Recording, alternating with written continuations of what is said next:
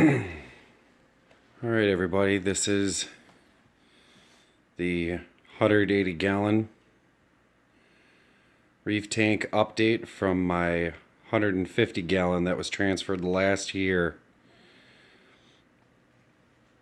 As you can see, I'm running the 3 Kessil A360W-E series up there. You can see I got plenty of light distribution throughout the tank. No real dead spots. Some various shadows.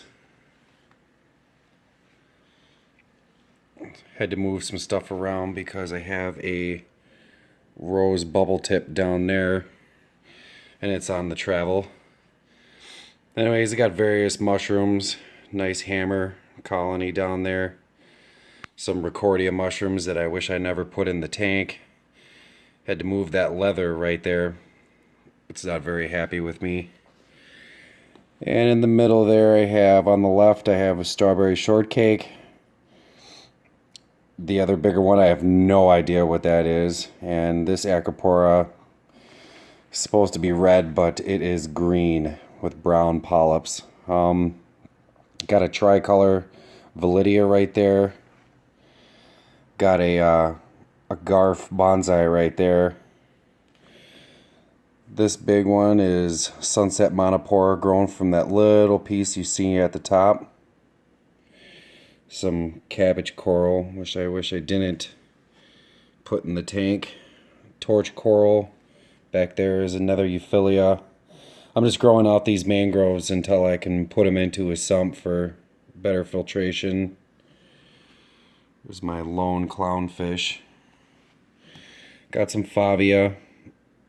Some St. Valentine Massacre, big chunk of Hollywood Stunner that I had to break off. As you can see, there's the orange Bam Bams, the giant red cap Monopora with some Idaho grape mixed in there too. This is a rainbow Acropora on that little circle frag right there. That's been growing pretty nice. There's some Bali Green Slimer. Right next to it's a green tabling acro. It's got nice yellow tips. Can't really see it in the video.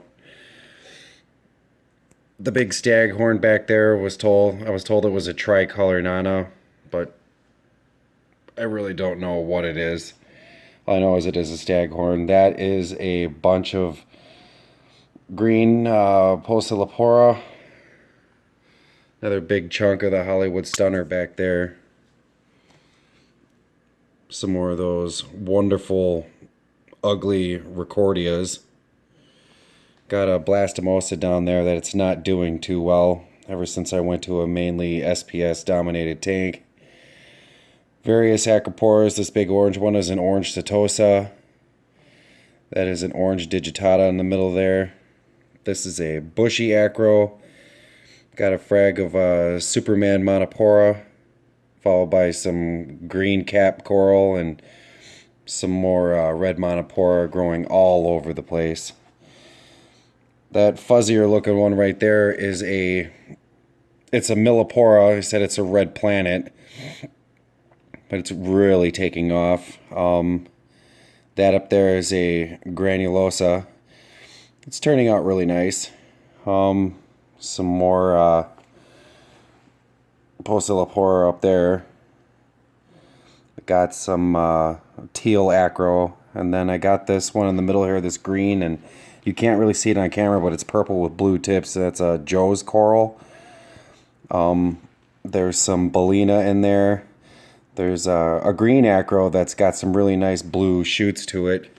Then there's a few frags of some pink Millipora that are finally starting to color out.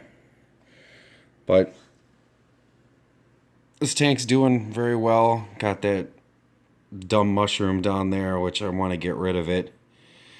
And as you can see, just various things falling and growing all over the place.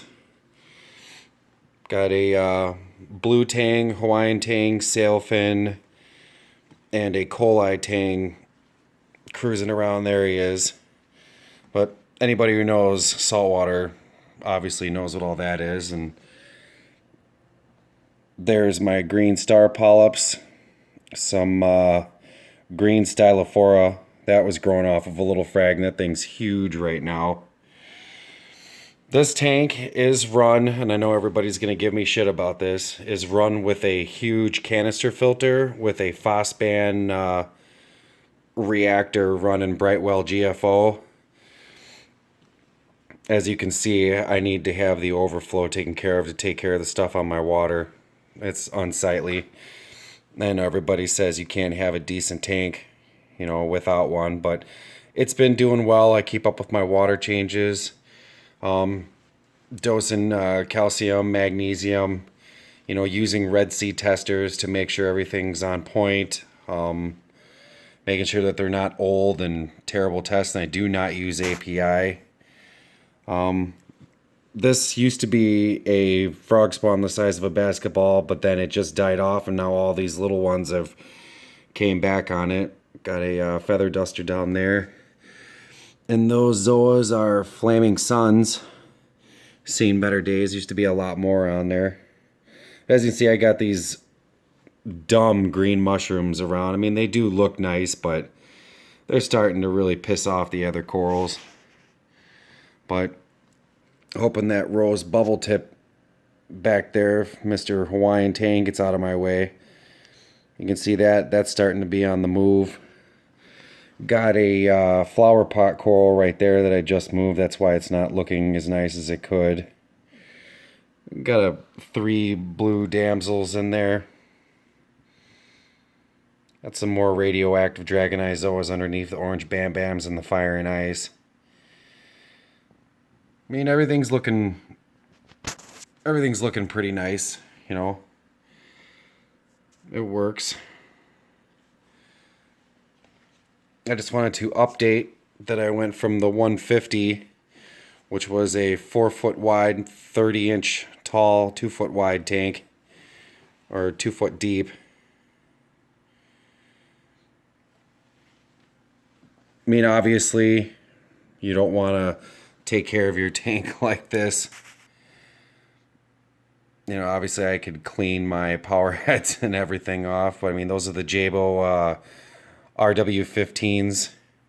They produce enough current in here. I actually had to turn them down because they were really whipping stuff around in there.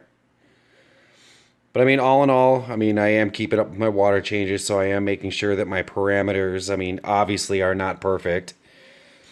Not as good as someone with a sump or, a much better filtration system. But as you can see, I have had some success doing this.